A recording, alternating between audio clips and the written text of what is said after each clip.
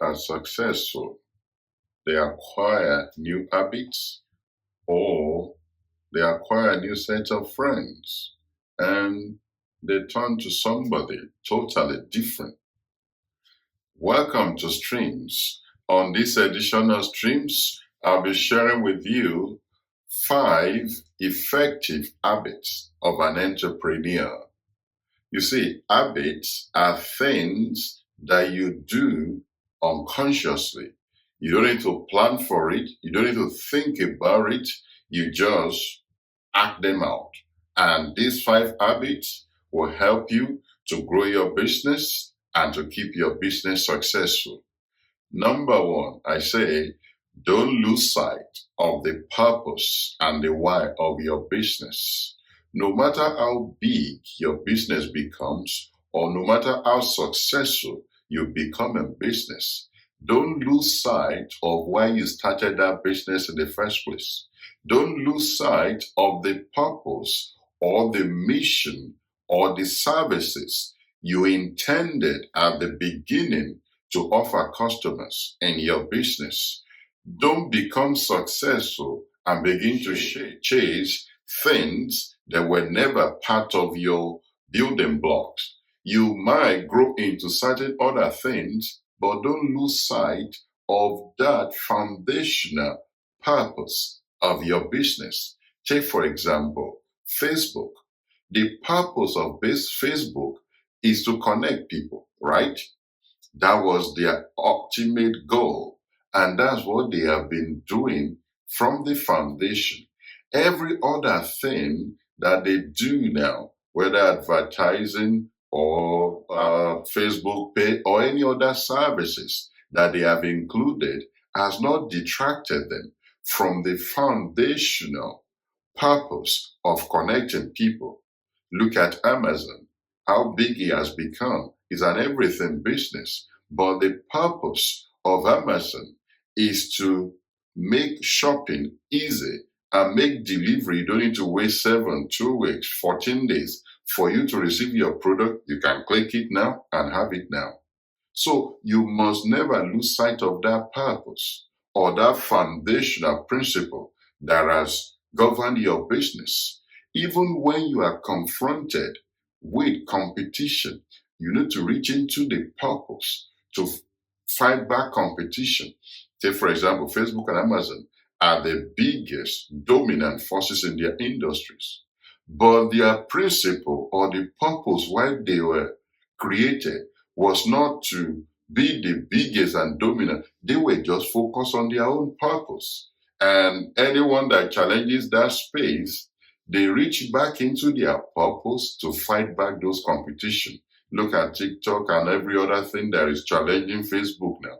Facebook will reach back into its foundational purpose of connecting people and it grows bigger.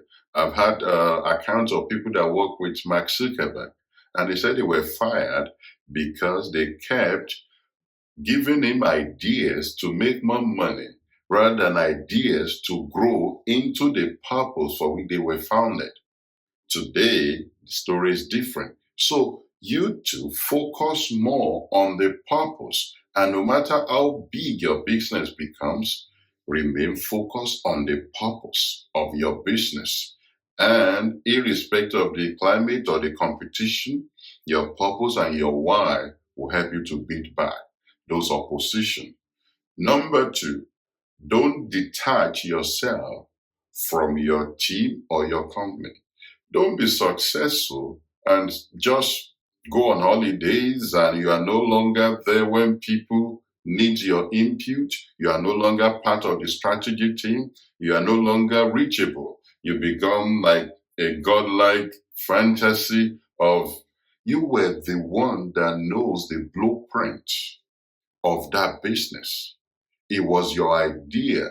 Don't turn it over to somebody who did not conceptualize the idea of that business to manage it without your input. Even if you bring in smart people, they cannot replicate your vision or your blueprint in your mind like you yourself. You can pass it down, but you need to stay in touch with your team, with your company. Look at Elon Musk, the Tesla guy who is into SpaceX and everything. He's about the third or second richest person in the world now, with Tesla and all the companies flying and the stocks. Today, I think the capitalization is about $500 billion. But if you look for Elon Musk now, it will either be in one of his gigafactories, either in California or in China, still churning out what he has promised the world, because you are as good as the promises that you have made in terms of delivery, in terms of quality. Look at Amazon. Amazon does not remain big by failing on its prime delivery times. If Amazon were to promise you delivery within 24 hours or 48 hours and it doesn't deliver in 2 weeks, they begin to lose their Midas touch. So you need to remain in touch and sustain that which you have built. Number 3, don't stop attracting talent. You need talent to start a business. I mean, smart people that believes in your vision.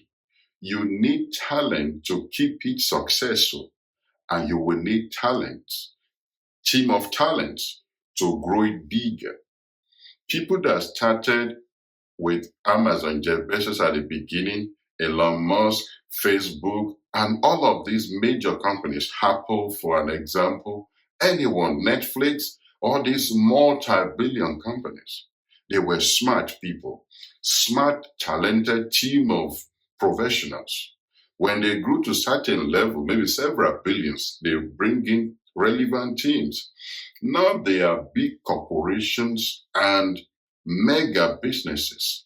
They need to bring in the kind of talent that can manage that level of success while you are growing the internal team as well.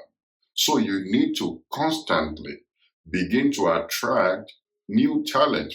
Facebook cannot rely on the innovation that started Facebook 15, 20 years ago now. They need to bring in people with innovations like Zoom, TikTok, things that can challenge them in today's market. They need to attract people like that to make them relevant, to make them stay ahead of the competition. So in your own business, look at where you are now. Look at the next phase of your industry and look at the right kind of talent that you need that will keep you successful and to keep you going forward, so that you are not blindsided by the changing economy, or like IBM experienced when Apple, Microsoft, and these companies were coming. They were thinking about what they did in the 70s. They lost sight of the dimension that Microsoft and Apple were bringing to the computer market. What happened? Boom. Apple and Microsoft overtook IBM. So don't stop attracting talent. Number 4, study data that are relevant to your industry. Never stop consuming relevant data. Data about your industry, the economy, your customers. You must know what you are doing quarter by quarter, month by month, and year by year, so that you can evaluate, you can measure whether your business is stagnant in revenue terms, in terms of customer or client base. So you need to keep evaluating. Like, I look at the numbers in different aspects of my investment. I look at the numbers. How many people are rich? What is this particular number doing? What is the trend in this particular sector that we're invested into? So you need to look at the numbers. You look at things that may influence your business one way or the other. Something that might be like a wild wind that wants to blow you off course, you must be aware of it. Is there a particular policy that is coming down the pipe that may affect you? You need to pivot and be able to avoid headwinds. So keep looking at data and be making decisions that will help you in order to mitigate any risk Where necessary, avoid them, or where possible, prepare for them. Number 5, finally, constantly cast the vision. New people will come into your team. They must understand the foundational purpose, the mission, and the vision of the business. And anywhere you find yourself, constantly, even to your existing team members, constantly cast the vision so that everyone is in touch, is on top of their game, and they never lose sight. You see, being big and successful does not mean you have finished your. That's why you saw a lot of century-old businesses, Lehman Brothers, all these Carillion, a construction company in the UK, all these big businesses, Debians, all these big businesses are disappearing on the high street because the vision is lost. But if you constantly cast the vision, irrespective of how big you might become or how successful you may have become, you are still going strong, like Apple is doing, like Facebook is beating back competition, like Amazon is growing every day. So cast a vision constantly. And if you follow and you imbibe these 5 effective habits of an entrepreneur, you will not only be successful, you will remain successful, and for generations yet unborn, they will read and see the impact of your business. I believe this is useful for you. Share with your team. Reflect on each of the points. How are you making sure you're not losing touch with your company? How are you attracting new talent? So look at the ones you are doing great with. Look at the ones you need to work on. And evaluation is always good in any business. So let's be sure to share this with members of your team and reflect upon these points. Look at the one you are doing great at it already. Look at the ones that you might need to improve upon. And be sure to subscribe. There will be a link on this side. Be sure to subscribe to this channel. And there will be more videos on these 2 sides of the screen. Click on them, educate yourself, and improve your skills. I will see you on the next episode of Streams, and bye for now.